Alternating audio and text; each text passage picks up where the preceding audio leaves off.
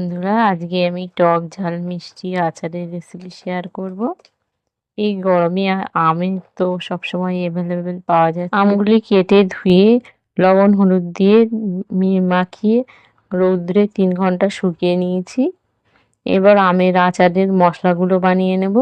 এখানে ধনিয়া এবং মৌরি 2 চামচ দিয়ে দিলাম। ধনিয়া মৌরি একসঙ্গে আছে। জিরে 1 চামচ দিয়ে দিলাম, সাদা সরিষা 1 চামচ দিয়ে দিলাম, 5 ফোড়ন 1 চামচ দিয়ে দিলাম। সবকিছু 1 চামচ পরিমাণ করে দিয়ে দিলাম। এবার ভেজে নেব, সুন্দর করে ব্রাউন করে ভেজে নেব।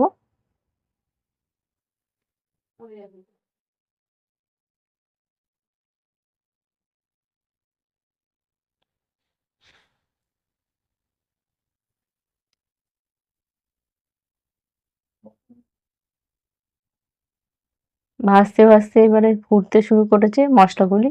তার জন্য আমি একটু নাড়া বাদ দিচ্ছি, ফুটতে দিচ্ছি।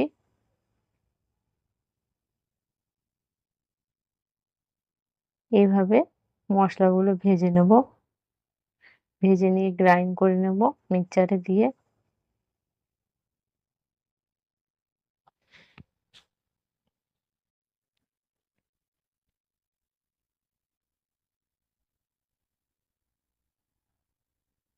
ভাজা হয়ে গেছে, বাটিতে ঢেলে নিলাম। দেখুন, এরপর মিক্সচারে দিয়ে গ্রাইন্ড করে নিয়েছি মশলাটা। তাহলে আমের মশলাটাকে ঢেলে নিলাম একটা সেই বাটিতেই।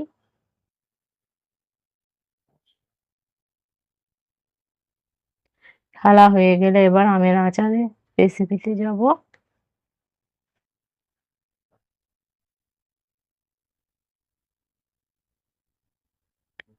দেখুন মশলাগুলো কত সুন্দর করে গ্রাইন্ড করেছি মিহি করে।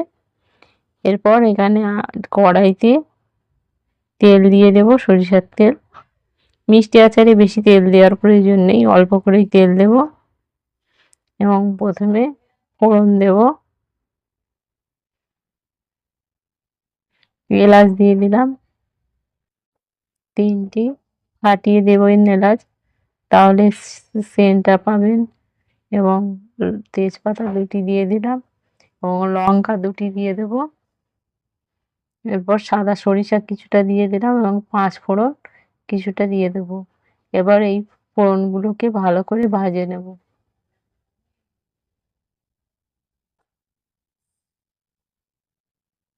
ভালো করে ভেজে নেওয়ার পরে যে আম শুকিয়ে রেখে দিয়েছি সে আমগুলো দিয়ে দিলাম, দিয়ে নাড়াচাড়া করব, দিয়ে বেশ খানিকক্ষণ কষিয়ে নেব। কষিয়ে নেওয়ার পরে এখানে চিনির পরিবর্তে নকুলদানা এবং বাতাসা দিয়ে আমি আমের আচারটি করছি। আপনারা চিনি দিয়েই করবেন। আমার বাড়িতে বাতাসা এবং নকুলদানা বেশি আছে, তার জন্যে বাতাসা এবং নকুলদানা দিয়েই আচারটি করব। আপনারা এখানে চিনি দেবেন পরিমাণ মতন। 3 চামচ ভিনিগার দিয়ে দিলাম, 3 টেবিল চামচ ভিনিগার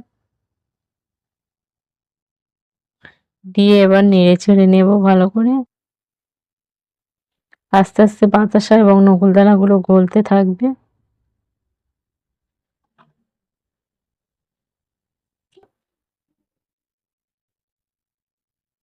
আপনারা অবশ্যই চিনি দিয়ে করবেন। এবার মশলাগুলো দিয়ে দিলাম।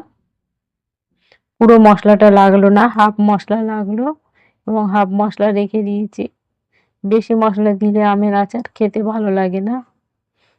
যতটা মশলা প্রয়োজন ততটাই দেবো, ঠিক হাফ দিয়ে দিয়েছি, হাফ মশলা রেখে দিয়েছি। এরপর গুঁড়ো লঙ্কা 1 চা চামচ দিয়ে দিলাম, বাচ্চারা খাবে তার জন্যে কম গুঁড়ো লঙ্কা ব্যবহার করলাম।